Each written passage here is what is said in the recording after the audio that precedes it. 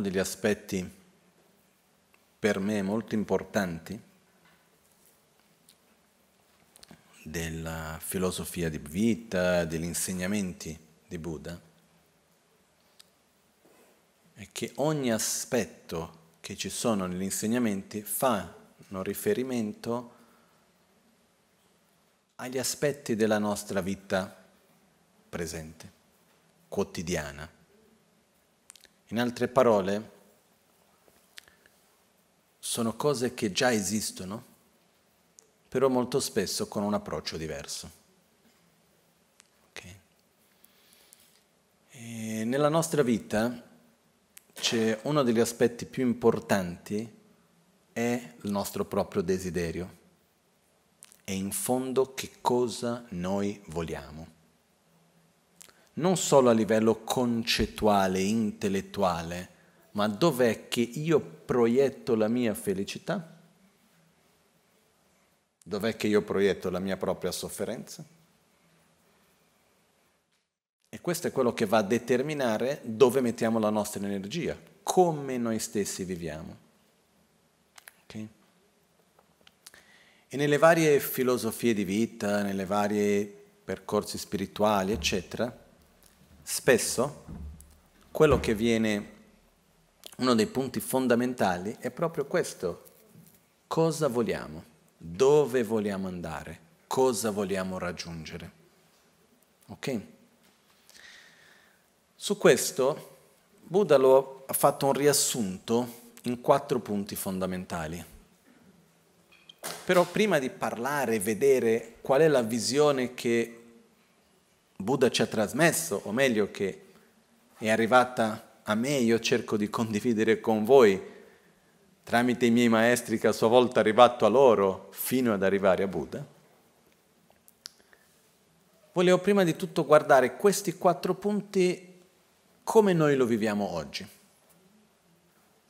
Perché spesso parliamo dell'importanza di quello che viene chiamato base, sentiero e risultato. Vuol dire, è molto importante nel nostro percorso, prima di tutto, riconoscere qual è il punto di partenza, quali sono le risorse presenti nel momento presente. Poi dopo si va a vedere con queste risorse del momento presente dove posso arrivare e qual è il percorso che devo fare. Quindi partiamo dalla base, partiamo da dove siamo. E qua ci sono 4 domande. La prima domanda che noi ci poniamo è: che cosa è la sofferenza? Ed è importante che cerchiamo di rispondere a queste domande non da un punto di vista concettuale e filosofico, ma dobbiamo cercare di vedere noi nella nostra propria vita quotidiana dove proiettiamo la nostra sofferenza. Che cosa è per me sofferenza? Che cosa cerco di evitare? Cosa voglio assolutamente che non ci sia nella mia propria vita? Ok? E non è neanche la vita in generale, è nella quotidianità. Prevalentemente la maggioranza di noi, non posso parlare per tutti, proiettiamo la nostra sofferenza in una cosa che viene chiamata la sensazione di sofferenza. Quello che noi vogliamo evitare a tutti gli effetti è praticamente di avere delle sensazioni di difficoltà, di malessere, di sofferenza fisica e mentale. No? La definizione che viene data a sofferenza sono tutte le sensazioni che abbiamo e che vogliamo che finisca il più presto e che quando finiscano vogliamo che non tornino più. Questa è sofferenza. Mentre felicità, gioia, piacere, possiamo chiamare in tanti modi diversi, sono le sensazioni che abbiamo e che vogliamo che quando ci sono vogliamo che non finiscano, che continuino il più lungo possibile e una volta che finiscano vogliamo che ritornino il quanto prima. Ok? Chiaro, no? Perciò la sofferenza in generale noi la viviamo come essendo di due tipi. C'è la sofferenza fisica e la sofferenza mentale. No? Per sofferenza fisica che cosa intendiamo dire? Dolore, fame, sete, caldo, freddo, le sofferenze che avvengono tramite il nostro corpo, tramite le sensazioni dei nostri sensi, del nostro corpo. Ok? Mentre la sofferenza mentale, cosa sono? Paura, ansia, tristezza, rancore. Sono tutti gli stati interiori dove uno ha una sensazione di disagio, che vuole che finisca il quanto prima quella sensazione che ha, che non è causata tramite i nostri 5 sensi, ma è causata tramite il sesto senso, quello della mente, quindi tramite i nostri pensieri, tramite le nostre emozioni, eccetera. E questo è quello che prevalentemente noi vediamo come sofferenza, no? Se ci venisse proposto, guarda, fai questo e avrai una vita dove non avrai più sofferenza fisica e non avrai più sofferenza mentale. Lo vogliamo o no? Io sì. Però se qualcuno dice, ma lascia stare la religione, il buddismo e tutto questo, guarda, prendi questa pasticchia, okay? E non avrai più sofferenza fisica e mentale senza effetti collaterali.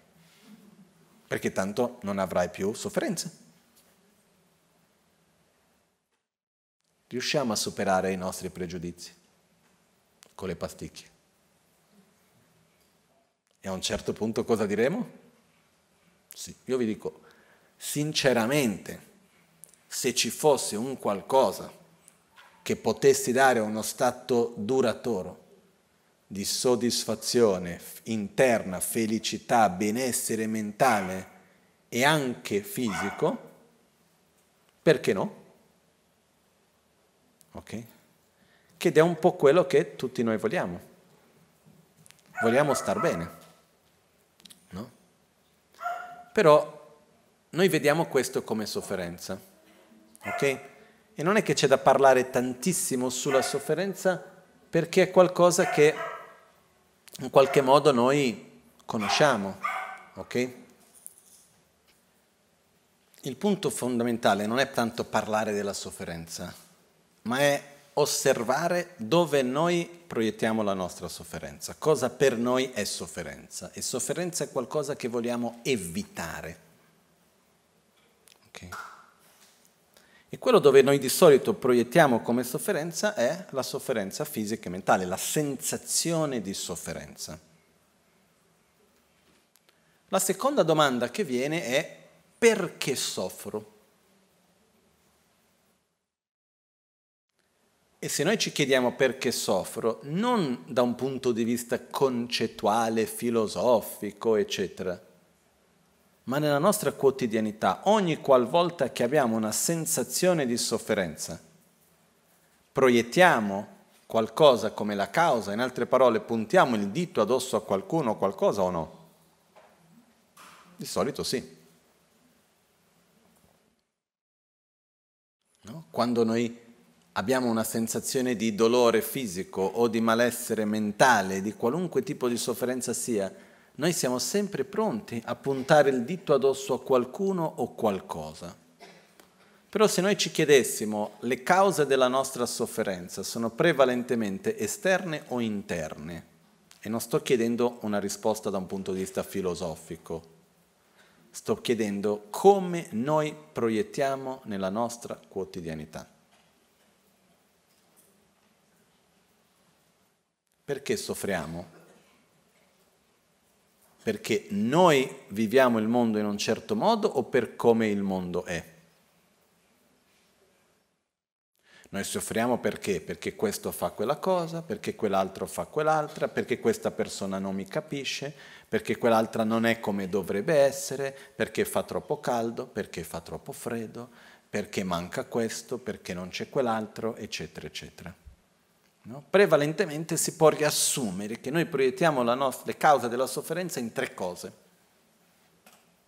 Noi crediamo di soffrire principalmente perché non possiamo avere gli oggetti di desiderio,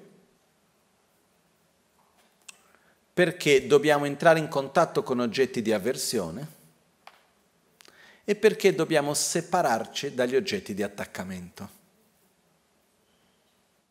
In altre parole, noi crediamo prevalentemente di soffrire perché non possiamo avere quello che vogliamo, perché dobbiamo vivere situazioni che non vogliamo e perché dobbiamo separarci dalle cose che ci piacciono.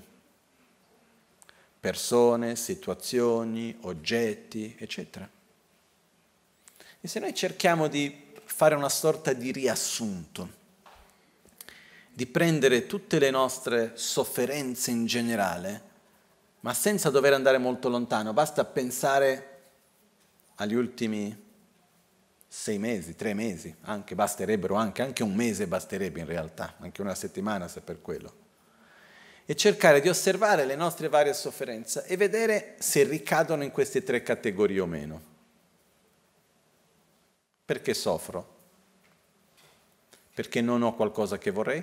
Perché le cose non sono come secondo me dovrebbero essere, perché la persona non si comporta come secondo me si dovrebbe comportare, perché non ho quell'oggetto che vorrei avere, perché non ho ottenuto la situazione che volevo, perché non ho l'oggetto di desiderio.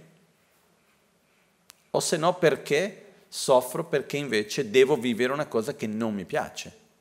Questa cosa va male, quell'altra cosa va male, questo si comporta male, eccetera, eccetera.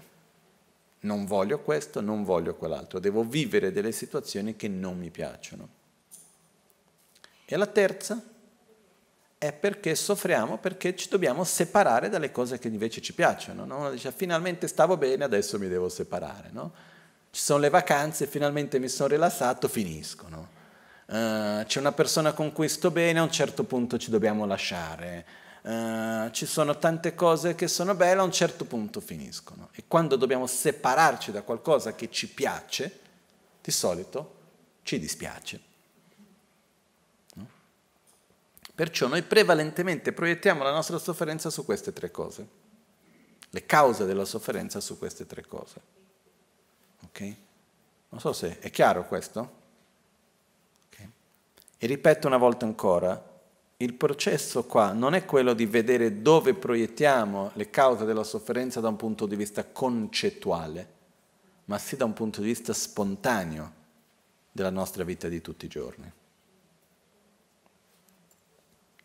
No? Il terzo punto, la terza domanda è: che cosa è la felicità? Dove proietto la mia felicità? Cosa voglio? È una domanda difficile, sinceramente, perché tanti di noi non pensiamo spesso in questo, dove proietto la mia felicità. Noi viviamo in un modo abbastanza automatico, dove semplicemente camminiamo, sopravviviamo in qualche modo e andiamo avanti, seguendo un po' le dinamiche della società, dei rapporti che ci sono, eccetera, eccetera. No? Gran parte del tempo viviamo in qualche modo sopravvivendo. Però proiettiamo la felicità su qualcosa. C'è un'idea, cosa voglio? E quello che noi vogliamo praticamente è ottenere tutti gli oggetti di desiderio, evitare tutte le situazioni di avversione e non doverci mai separare dagli oggetti di attaccamento. No? Permettetevi per un attimo di immaginare come sarebbe poter tenere tutto quello che vogliamo, poter evitare tutto ciò che non vogliamo e poter trattenere e mantenere tutto ciò che ci piace. Non doverci separare da ciò che ci piace. Lo vorremmo o no? Ci basterebbe così o no? Per me sì. Per me sinceramente, se fosse possibile ottenere tutti gli oggetti di desiderio, quindi tutto quello che voglio, riesco ad avere. Evitare tutte le cose che non mi piacciono e non dovermi separare dalle cose che mi piacciono.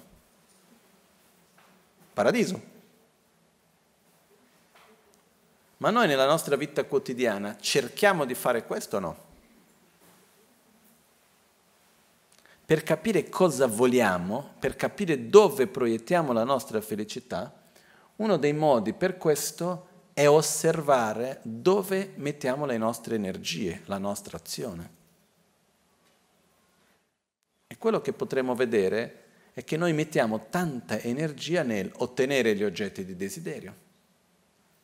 E fra gli oggetti di desiderio ci sono gli oggetti dei piaceri sensoriali, quindi vogliamo avere la sensazione di piacere del corpo, vogliamo avere riconoscimento dell'immagine, vogliamo ottenere delle cose materiali, ma il più grande fra tutti gli attaccamenti, secondo me, è che la realtà intorno a noi sia come secondo noi dovrebbe essere.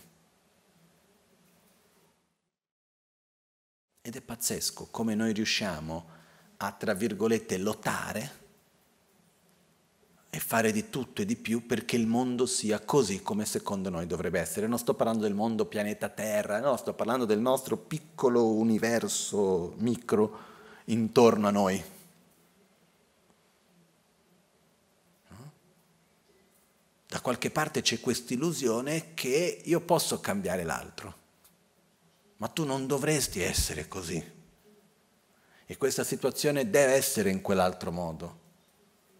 E mettiamo tanta energia per ottenere gli oggetti di desiderio, evitare gli oggetti di avversione e trattenere gli oggetti di attaccamento. In altre parole, mettiamo tanta energia per ottenere ciò che secondo noi ci fa piacere, evitare ciò che non ci piace e trattenere ciò che ci piace. Okay? Ci riconosciamo in questo? E se noi cercassimo di dare un po' un'immagine alla nostra propria felicità, no? Come sarebbe dipingerla in qualche modo, immaginare?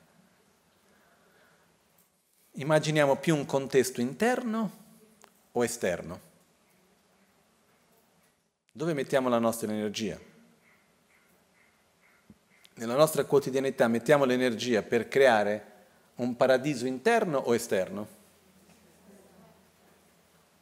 Esterno.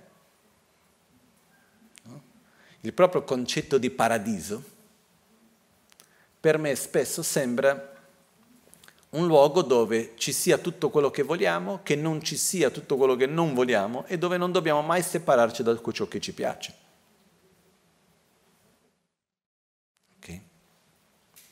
Perciò questo è dove noi proiettiamo la nostra felicità. Noi proiettiamo la nostra felicità in una realtà dove io possa materialmente avere quello che voglio, dove le persone intorno a me siano come io ritengo che debbano essere, dove il mio corpo sia come voglio che sia, eccetera, eccetera.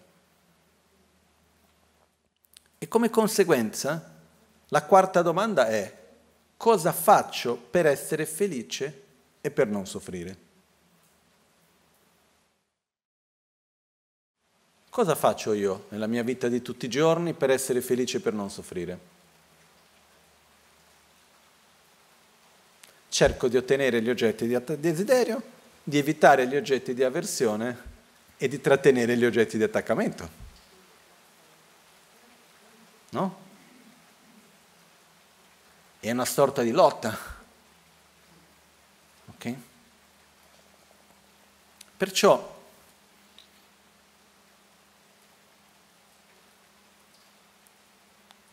se noi riusciamo a vedere questo nostro stato, dal semplice osservarlo, vediamo che in qualche modo che è una fregatura. No? Questo mi fa ricordare una volta che ero a una scuola a Milano, si chiamava la scuola Maria Pizzigoni. Io ho sempre avuto questa abitudine che dove mi invitano, io sempre vado senza chiedermi bene perché cosa, come, eccetera. Questa volta mi sono trovato in questa scuola, all'epoca avevo molto più tempo a disposizione che oggi, e vado a questa scuola a Milano e a un certo punto mi trovo in una grande sala che era la palestra della scuola con circa 200 bambini fra i 5 e i 7 anni. e chiedo, c'erano seduti tutti per terra, in un pavimento di legno e intorno delle panchine, e c'erano gli insegnanti lì nelle panchine, e io chiedo, scusi, cosa devo fare? E mi dicono, no, devi parlare del buddismo. Quanto tempo? No, un'ora e mezza circa. E ho detto, vabbè, proviamo, no? Nella peggio si annoiano. E a questo punto ho cominciato a spiegare, innanzitutto ho visto che parlare con i bambini è bello perché rispondono in coro. Quindi ho fatto praticamente un'ora di domande e risposte in qualche modo, no? E ho chiesto a un certo punto ai bambini, stiamo parlando del desiderio, e ho chiesto, bambini, c'è per caso un giocattolo che voi volete? Tutti sì. È mai capitato nel vostro compleanno, piuttosto che a Natale, che siete riusciti ad avere il giocattolo che volevate? Tutti sì. Siete stati contenti? Sì.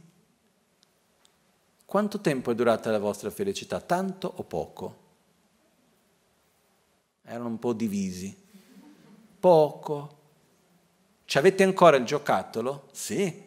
Vi fa felice come prima? No. Volete un altro giocattolo? Sì. Quanto tempo vi farà felice il nuovo giocattolo? Tanto o poco? E un po' sconcertati mi hanno risposto, poco, non più con tutta quella forza di prima. Fatto sta che non erano bambini speciali, superdotati spiritualmente. Tutti noi, da quando siamo piccoli, sappiamo che è una fregatura. Che quando riusciamo ad ottenere l'oggetto di desiderio, dopo di un po' cosa succede? Più ne ho più, ne voglio. E dopo di un po' mi serve un'altra cosa, no?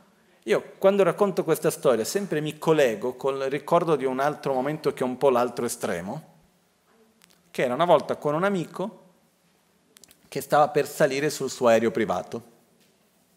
Prima di salire sull'aereo privato mi guarda e mi dice "The only difference between big and small boys is the size of their toys." L'unica differenza fra i bambini grandi e quelli piccoli è la grandezza dei loro giocattoli. Perché alla fine dei conti cosa facciamo noi? Continuamente cerchiamo di cambiare giocattolo. Ok? Però noi cambiamo giocattolo perché non conosciamo un altro gioco. Non conosciamo un altro modo di fare. Quindi noi sappiamo che non è possibile ottenere tutti gli oggetti di desiderio. Se noi ci poniamo la domanda, è possibile avere tutto quello che vogliamo? È possibile che la realtà sia così come noi la proiettiamo, eccetera? No.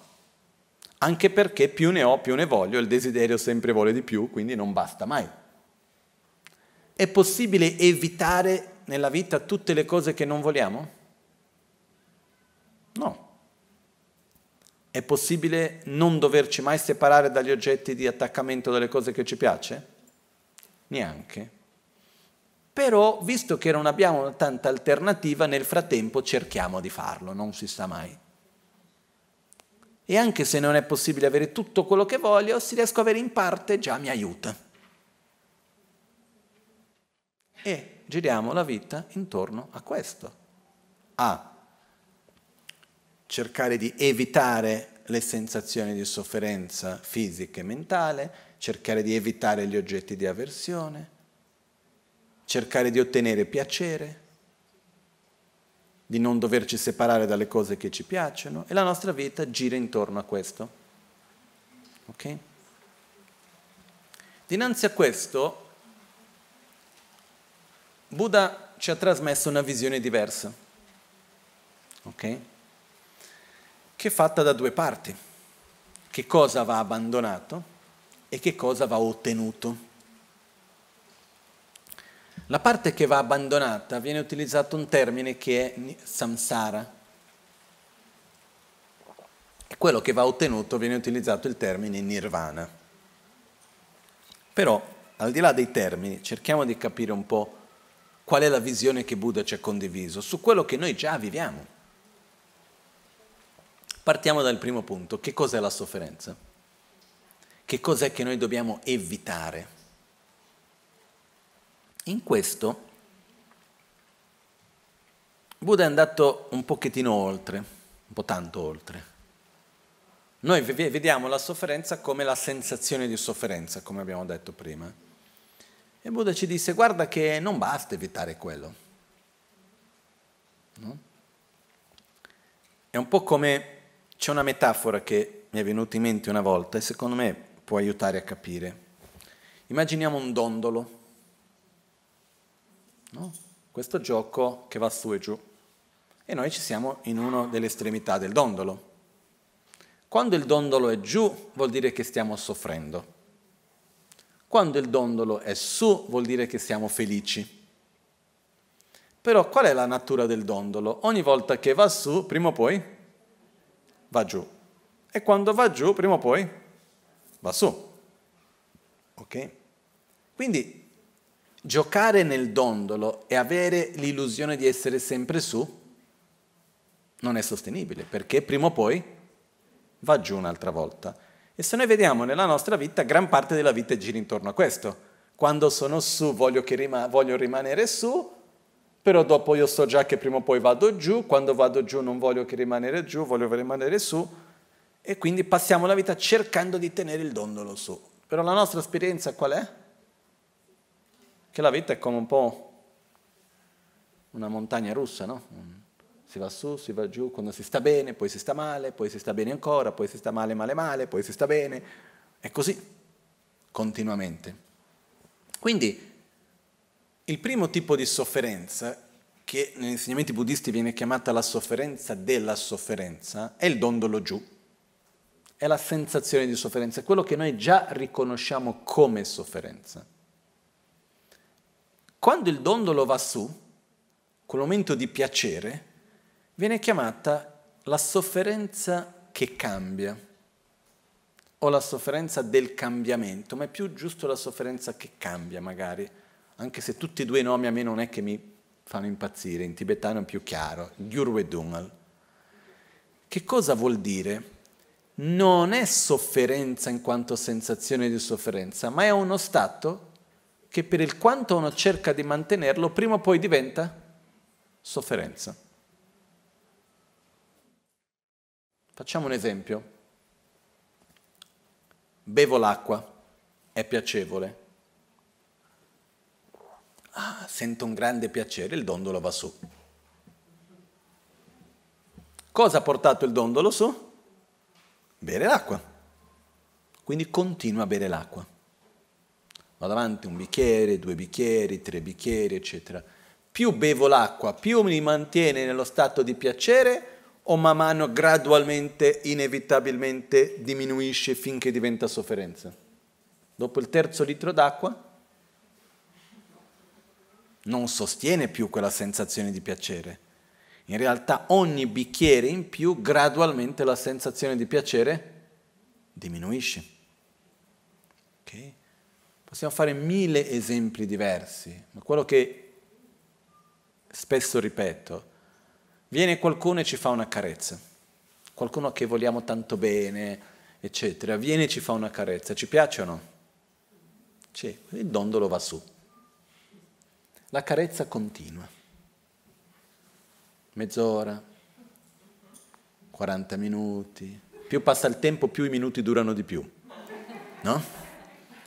Finché a un momento c'è una oretta, eccetera, la sensazione di piacere rimane la stessa, aumenta o diminuisce? Diminuisce, inevitabilmente.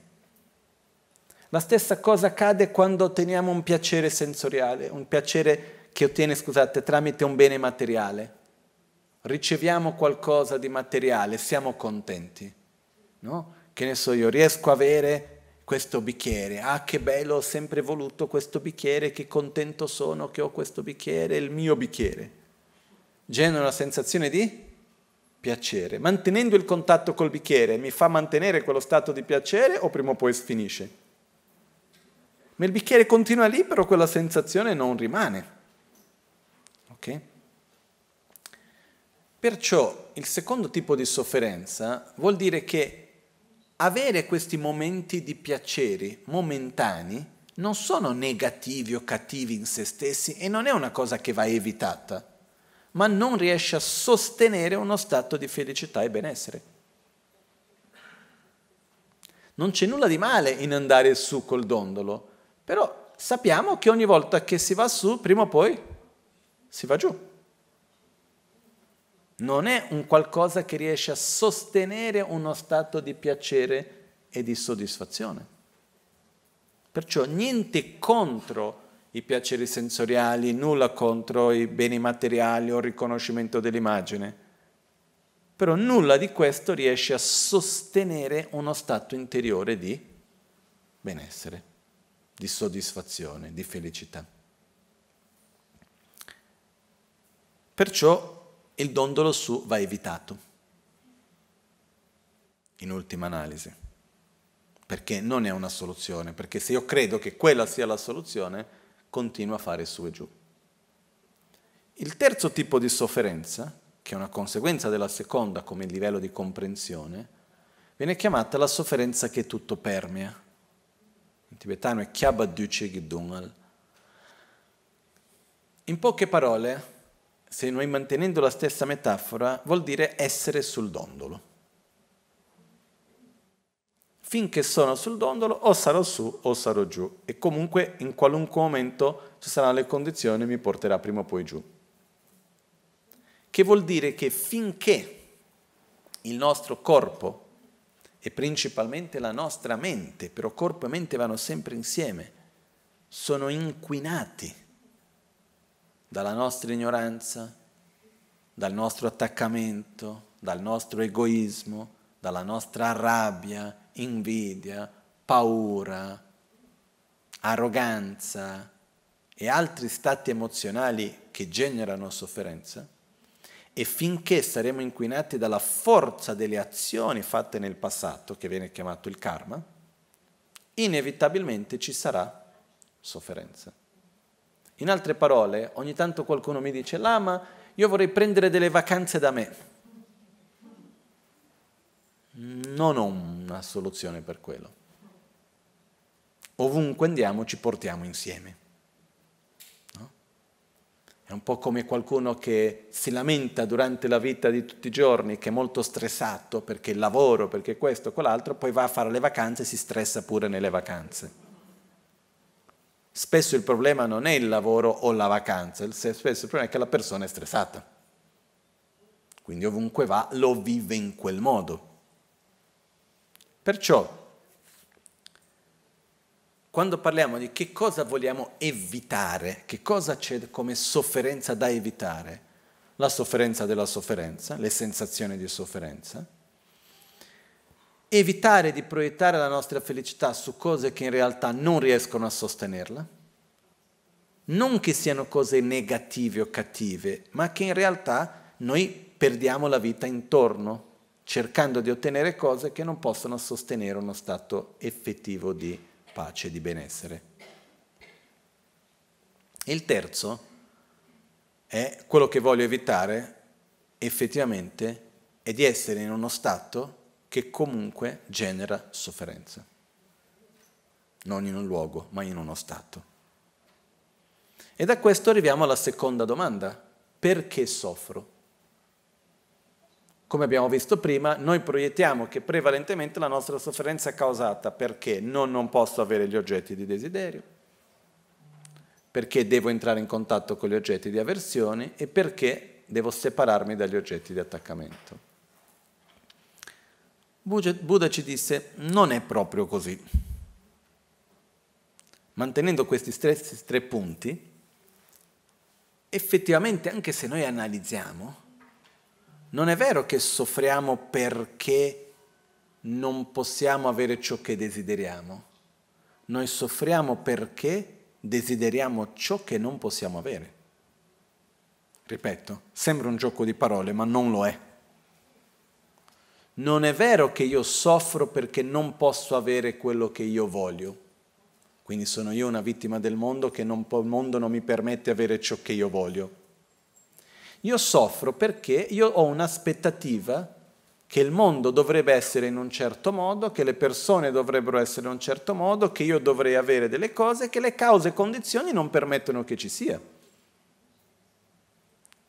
E la mia sofferenza non nasce dal fatto che non posso avere ciò che voglio, nasce dal fatto che voglio ciò che non posso avere. E non è che io non lo posso avere perché qualcuno non lo permette, io non lo posso avere semplicemente perché le cause, condizioni, la complessa interazione fra tutte le cose non permette quello. È chiara la differenza fra questi primi due? Nel primo caso io sono una vittima del mondo, nel secondo caso non più. Secondo punto. Non è vero che noi soffriamo perché dobbiamo entrare in contatto con gli oggetti di avversione, che dobbiamo vivere situazioni che non ci piacciono, ma invece noi soffriamo perché abbiamo avversione dalle situazioni e dalle cose che inevitabilmente dobbiamo vivere, che sono presenti nella nostra vita. Quindi la causa non è la situazione esterna, ma è come io la vivo. Io ho visto persone che riuscivano a vivere con molta armonia situazioni che altri vivevano con molta avversione e sofferenza. Il terzo punto, non è vero che noi soffriamo perché ci dobbiamo separare dagli oggetti di attaccamento, dalle situazioni, dagli oggetti che ci piacciono. Noi soffriamo perché non siamo consapevoli a livello più profondo dell'impermanenza e viviamo nell'aspettativa che le cose che sono impermanenti possano essere permanenti. Dove la cosa più naturale è che quando qualunque cosa comincia, prima o poi finisce, si trasforma in qualcos'altro. Perciò, perché soffro? In essenza, Buddha disse, soffriamo perché abbiamo i cosiddetti veleni mentali, quindi in essenza la nostra propria ignoranza, desiderio illimitato, insoddisfazione, rabbia, avversione, odio, eccetera. E poi da questi c'è la gelosia, l'invidia, la paura, il rancore, i cosiddetti veleni mentali. E le azioni che noi compiamo con questi, che creano un ciclo di cause e risultati. E quando noi ci troviamo davanti a un risultato di sofferenza, qual è la nostra reazione? Ah, ma guarda qua il risultato dell'azione che ho compiuto nel passato? O andiamo a reagire con altra rabbia piuttosto che gelosia o invidia, eccetera? Per me è un po' la metafora di quello che viene chiamato samsara, che è questo ciclo di sofferenza. Immaginiamo che prendiamo a un certo punto una pietra e la lanciamo. Però quella pietra ci prende una sua inerzia e va. Segue, fa un giro e ritorna e ci prende sulla testa dietro. E quando ci becca da dietro diciamo, ma perché sei venuta? E la prendiamo, la rilanciamo un'altra volta con più forza.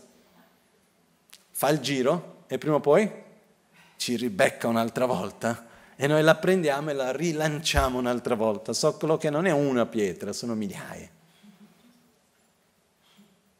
E quindi c'è questo processo continuo di reagire dinanzi alla sofferenza. No? Il cosiddetto samsara è composto di 3 parti. Veleni mentali, ignoranza, avversione, rabbia, gelosia, invidia, insoddisfazione, eccetera. Azioni di corpo, parole, mente compiute con questi. E poi dopo il risultato, quando noi sperimentiamo sofferenza. E quando viviamo il risultato, come facciamo? Andiamo a reagire con altri veleni mentali e altre azioni. Quindi questo ciclo di veleni mentali, azioni e risultati viene chiamato samsara. Samsara non è un luogo. Samsara è un ciclo interiore creato dai nostri condizionamenti negativi, quindi ignoranza, egoismo, rabbia, gelosia, attaccamento, insoddisfazione, paura, ansia, odio, eccetera. Con questi andiamo ad agire. Queste azioni fisiche, verbali, mentali interagiscono con altre cose, portando prima o poi un risultato. Quando viviamo il risultato, andiamo a reagire a quel risultato con altri veleni mentali e altre azioni. Questo ciclo continuo viene chiamato di samsara. Okay? Perciò non è un luogo, ma è uno stato interiore. Quindi la parte su che cosa devo evitare viene riassunta nella parola samsara, che vuol dire esistenza ciclica. Però è importante, ripeto ancora, non vedere che il samsara è un luogo, no? Nel contesto buddista spesso si sente dire io voglio uscire da questo samsara, come se fosse un luogo da cui scappare, quando è dentro di noi. È un po' per dire vedo tutto buio e non voglio più vedere tutto buio e cerco di andare nei posti che ci sia più luce, però peccato che ho gli occhiali molto scuri, no? Finché non tolgo quegli occhiali non vedrò la luce. Perciò dobbiamo seguire un percorso di cambiare la nostra visione più che cambiare il mondo intorno a noi. E quindi la parte di samsara, ciò che va evitato, ciò che deve essere eliminato, è questo ciclo interiore nostro e non un aspetto di una realtà esterna. Gli ultimi due punti sono che cosa voglio, che cosa è la felicità, che viene chiamato nirvana, dove invece di proiettare la nostra felicità su una realtà esterna, viene proiettata su una realtà interna. Il nirvana non è un luogo, non è una condizione esterna, ma è uno stato interno, che va al di là di dove mi trovo, con chi mi trovo, in quale situazione mi trovo. Cerchiamo di immaginare il seguente, per capire un pochettino meglio che cosa si intende per nirvana. Cerchiamo ognuno di noi di immaginare la nostra propria vita, ok? Con tutte le sue sfumature, ossia il nostro corpo, senza entrare in tanti giudizi, semplicemente cerchiamo di osservare.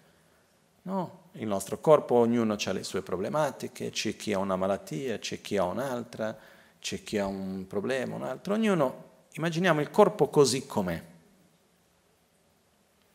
Poi immaginiamo la nostra situazione materiale, il luogo dove viviamo, le nostre risorse economiche,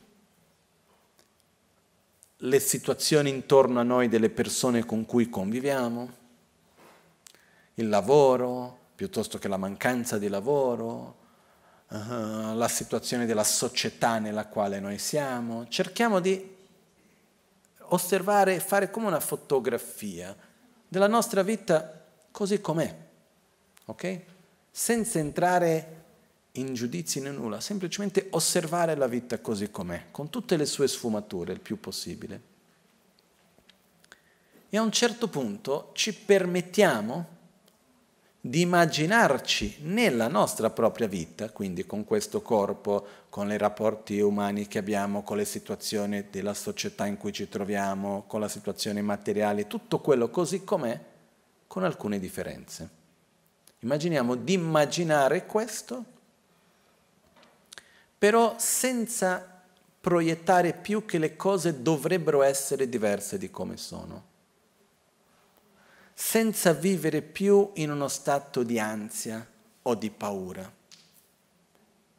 senza entrare in conflitto con gli altri, ma sì con un profondo amore e rispetto verso ognuno, in uno stato nel quale noi non stiamo più lottando contro il mondo, uno stato nel quale noi non siamo più la vittima di nulla e di nessuno, ma invece sappiamo essere in armonia con noi stessi e con gli altri. Uno stato nel quale Noi vediamo la realtà che ci circonda, ma riusciamo a percepire e comprendere la sua interdipendenza. E questo ci genera uno stato interiore di armonia e quindi non siamo più contro nessuno, ma invece riusciamo a comprendere il potere della nostra propria interazione. E quindi non c'è più frustrazione, non c'è più rabbia, non c'è più invidia, gelosia, paura, eccetera. Questo è più o meno quello che si intende per nirvana. È questo stato interiore nella quale uno è in pace con se stesso e conseguentemente è in pace con il mondo, indipendentemente di dove si trova, con chi si trova, in quale situazione si trova.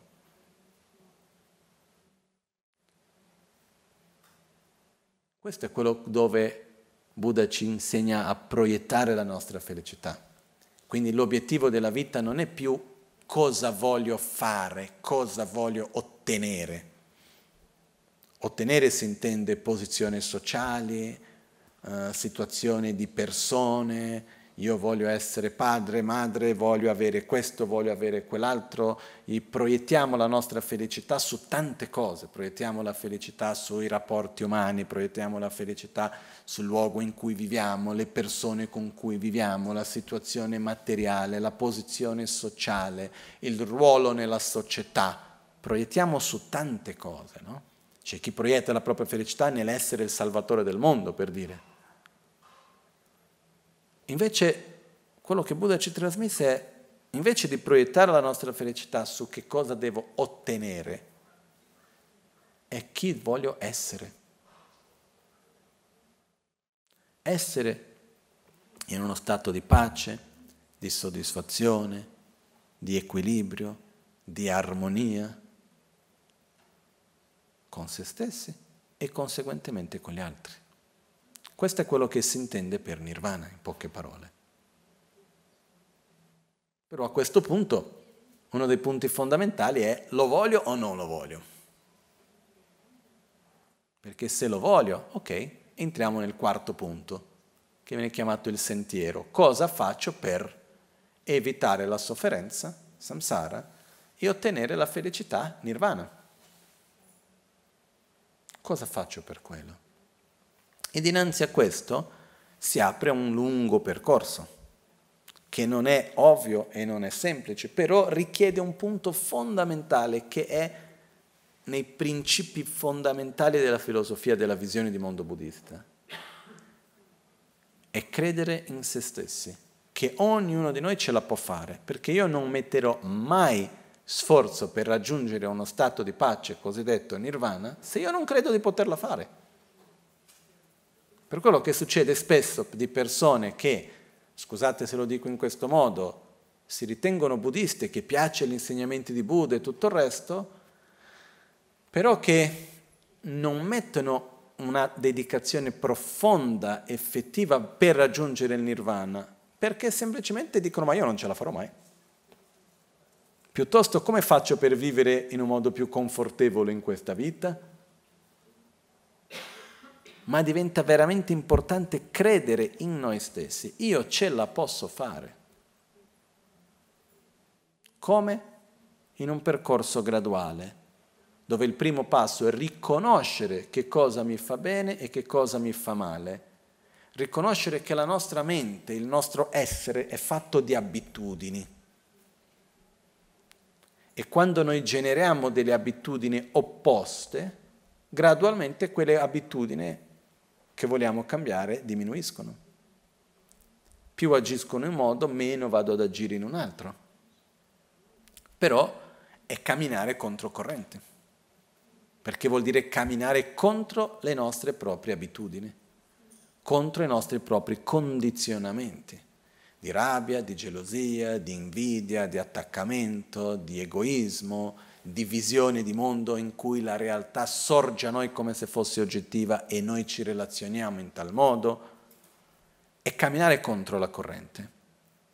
Però il percorso è fatto prima di tutto nel riconoscere che cosa mi fa bene e avere la determinazione di coltivarlo nel mio modo di agire fisicamente, verbalmente e mentalmente. Riconoscere che cosa mi fa male nel mio modo di vivere fisicamente, verbalmente e mentalmente e abbandonarlo. Questa è la prima parte del sentiero. Okay? E qua ci sono tantissime cose che ovviamente non vado ad aprire adesso. La seconda parte del sentiero è amare gli altri, è aprire il nostro cuore agli altri. E quando uno riesce a comprendere a livello più profondo che egoisticamente parlando è meglio essere altruisti, e dove uno riesce in realtà a trascendere il proprio egoismo, non dal punto di vista di eliminare l'attrazione verso se stessi e pensare solo agli altri. Il percorso è più che altro quello di includere gli altri. Non è quello di escludere se stesso per includere gli altri, ma è quello di io voglio essere felice, sì, senza ombra di dubbi, però io desidero che tu sia felice tanto quanto io desidero che io sia felice. Io ti includo. Perché noi abbiamo abituati a vivere in una visione binaria, chiamiamo così, no? Dove c'è o uno o l'altro, dove c'è altruismo ed egoismo. Invece quello che è interessante è che, è un po' strano di dirlo in queste parole, però l'altruismo non esclude l'egoismo. L'altruismo, così come nella visione buddista come l'ho capito io, è un'estensione dell'egoismo. È la stessa attitudine, io voglio essere felice, io non voglio soffrire. È il mio egoismo. Solo che nell'egoismo non abbiamo la capacità di vedere gli altri, siamo chiusi nell'io e nel mio. Quello che si insegna nel sentiero è di andare oltre questo e includere gli altri, senza escludere se stessi. Io voglio essere felice, sì, però vedo l'altro e voglio che anche l'altro sia felice. E la felicità dell'altro è tanto importante per me quanto la mia. La sofferenza dell'altro è tanto importante per me quanto la mia. Questa è un'altra parte del sentiero, che poi viene riassunta nella parola bodhicitta. E anche qua è un percorso graduale, ovviamente, che non si possono in 3 parole riassumere tutto. E l'ultima parte, importantissima, del sentiero è la corretta visione della realtà. È osservare, comprendere e trasformare il modo in cui noi ci relazioniamo con ogni cosa, con ogni situazione e anche con noi stessi, con la realtà. Perciò, in poche parole, quello che voglio evitare è di soffrire quanto sensazioni, è di vivere una vita dove vivo una illusione di cercare di essere felice in un modo che non sostiene uno stato reale di soddisfazione e di felicità. E voglio eliminare le cause di questa sofferenza, quindi non voglio più vivere con rabbia, con gelosia, con invidia, con paura, con arroganza, eccetera. Però ricordiamoci che il percorso per eliminare i veleni mentali non è andare contro i veleni mentali, ma è coltivare gli antidoti. Per eliminare l'oscurità io devo generare luce, non andare contro l'oscurità. Io devo andare verso la luce. Quindi per eliminare la rabbia io non devo andare contro la rabbia, devo generare amore, gratitudine, rispetto, gentilezza. Per eliminare l'avarizia io non devo andare contro l'avarizia, io devo generare generosità. E così via. Perciò, una volta che noi desideriamo profondamente questo stato di pace, cosiddetto nirvana, la priorità della nostra vita, oltre che lavorare, relazionarsi con la famiglia, con gli amici, vivere la vita normale, ma ogni situazione diventa un'opportunità per raggiungere l'obiettivo principale, che è diminuire i nostri condizionamenti negativi senza nutrirli, coltivare dei condizionamenti positivi. Quindi l'obiettivo non è scappare dal mondo, ma è vivere il mondo, vivere la nostra famiglia, le situazioni in cui noi ci troviamo, vivere il mondo in un modo in cui andiamo a coltivare amore, rispetto, gratitudine, soddisfazione, pace, okay? In fondo saggezza. Perciò, in essenza, il sentiero per eliminare il samsara e raggiungere il nirvana è fatto della quotidianità, è fatto di ogni giorno, è fatto di ogni momento, dove in un processo graduale riusciamo gradualmente a sviluppare un po' più di pazienza e conseguentemente meno rabbia, avere un po' più di rispetto e gratitudine e meno avversione, un po' più di gentilezza e meno aggressività, un po' più di generosità e meno avarizia, un po' più di amore, compassione, meno egoismo. E gradualmente in questo modo possiamo trasformare noi stessi e raggiungere il cosiddetto nirvana.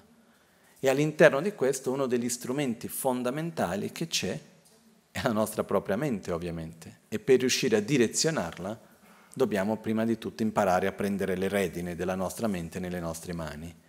Ed è quello che si fa tramite la meditazione. Ok? Però con questo diciamo che possiamo avere una immagine un po' generale su quello che si intende per samsara e per nirvana. E quello che io chiedo a tutti non è tanto di seguire la visione buddista, ma è di principalmente fare una propria riflessione. Qual è il mio samsara che voglio evitare? Qual è il mio nirvana che voglio ottenere? Non permettersi di semplicemente continuare o di vivere in un modo automatico, ma sì di farsi la domanda: cosa voglio evitare e cosa voglio ottenere? Dove voglio mettere la mia propria energia? Ok? Grazie a tutti.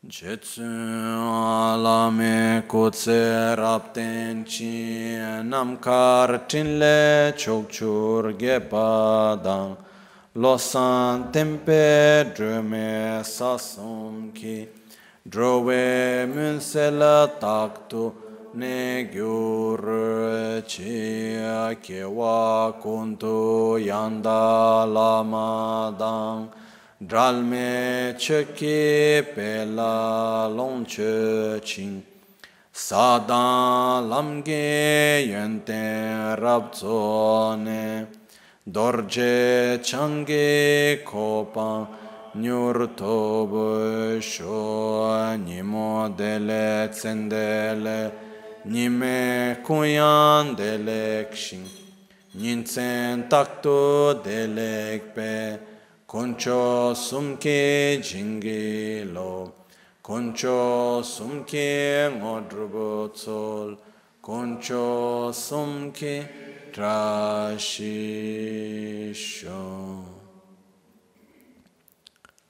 All'alba o al tramonto, di notte o durante il giorno, possano i tre gioielli concederci le loro benedizioni, possano aiutarci ad ottenere tutte le realizzazioni e cospargere il sentiero della nostra vita con molti segni di buon auspicio.